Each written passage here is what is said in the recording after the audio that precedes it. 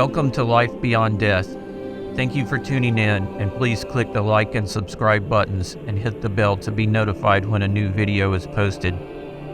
Today's near-death experience comes from Jennifer W. at the NDE website. When I moved to Puerto Rico in 1994, I had no idea that I would live through a near drowning, even though the island surrounded by oceans and seas scared me. I've always had a fear of drowning in deep water. A year and a half after arriving, on September 9th, 1995, I was settled in my own home and busy working full-time. I was happy and having great fun with my local companions who had become family to me. One night after work, I gave a ride to some visitors of my friends whom were visiting the island. I drove them up the west coast where I lived and worked. After some cajoling, I was glad to take the drive up along the coast of beautiful Puerto Rico as I drove my local friend and his visitors up to their cottage where they were staying for a week. It was evening by the time we arrived. I was going to stay the night and then drive home in the morning after shopping and going to the beach. Later that night, Mari and I went for a walk together down to the beach. He was the handsome brother of the friend who had asked for the ride. We were getting along great. I felt invigorated and blessed, enjoying one of the most enchanting beaches in the world. This is the surfing capital of Puerto Rico and known worldwide by surfers who ride the huge waves alongside the pristine shoreline. The waves were gigantic and loud that particular night because of the post-hurricane weather, with another hurricane on the way. We were playing by the shore with the beauty of the night sky offsetting the romantic ocean at our fingertips. We were lulled into the ocean. While playing in the water, the ocean terrifyingly grabbed us in one wave. We were swept out to sea. Panicking, we struggled together to swim back to shore, but the waves were too big and powerful. Plus, the riptide had a deadly hold on us, and we could not swim against it.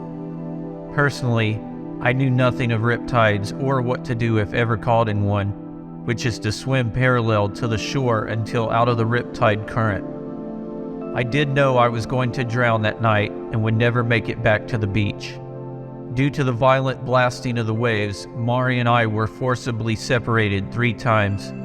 He was not able to stay or swim me into the shore. I found myself alone in the middle of the vast, immense ocean, fighting for my life. I was able to prolong survival by timing the waves crashing on my head.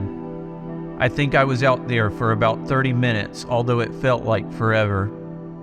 As the waves washed me under, over and over, I was able to tell when to take a breath, to sustain me underwater until I swam up to the surface to take another breath. This went on until I was too exhausted to move any body part. Eventually, the moment arrived when I became aware of exactly which wave would pummel me underwater to my death. As I inhaled my last breath, I felt an all-encompassing peace, releasing all fears. The moment had come to get right with God. I was acutely conscious of the knowledge I would not make it up to the surface again. I was having my last view of the beach, the stars, and the expansive, blue, dark ocean. As I took the breath that would sustain me for the rest of my life, I timed the wave falling on me. The ocean stilled and became very quiet. Stars began to fall on the horizon and dropped into the sea. When I looked up at the wave, it was suspended above me, dripping droplets of water from its crest. The next moment, I traveled to space.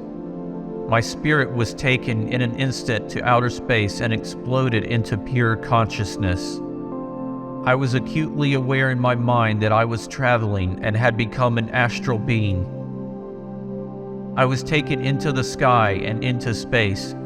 I was above the beach and to the right of the almost full moon. I was completely conscious of being alive without a body. As I began to comprehend where I found myself, my mental dialogue was the same as when I was in the physical realm. I noticed my mind was still thinking, hearing, and seeing. I tried to figure out where I had been taken. My spirit eyes felt the same as seen through my body's eyes. My mind told me I was in a holy place. I was a visitor in a house of God.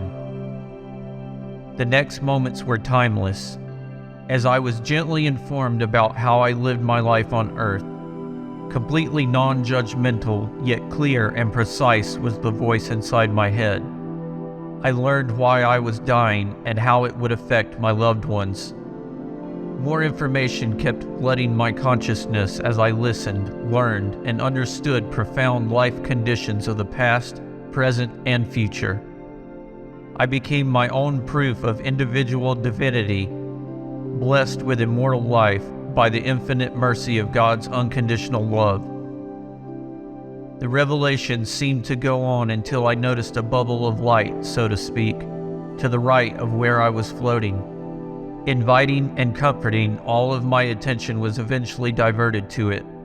I knew without a doubt it was the entrance to heaven. I was happy to be going there, especially if what I was feeling is the norm. I forced myself to float towards it. When close, all of a sudden, in an excruciating moment, I was rudely blasted back into my body.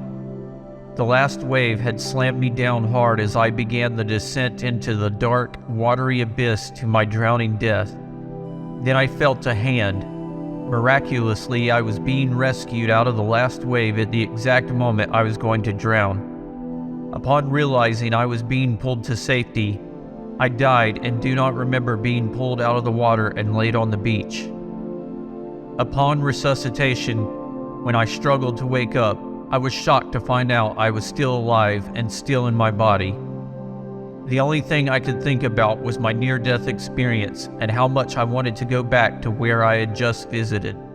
Plus, it made no sense I was on Earth. The rest of the night and into the next morning became an extended fight to live. Upon admittance to a hospital, I spent a long week in the intensive care unit. Upon being discharged, I went home a different person than whom I had been before that fateful night up the western Puerto Rican coast.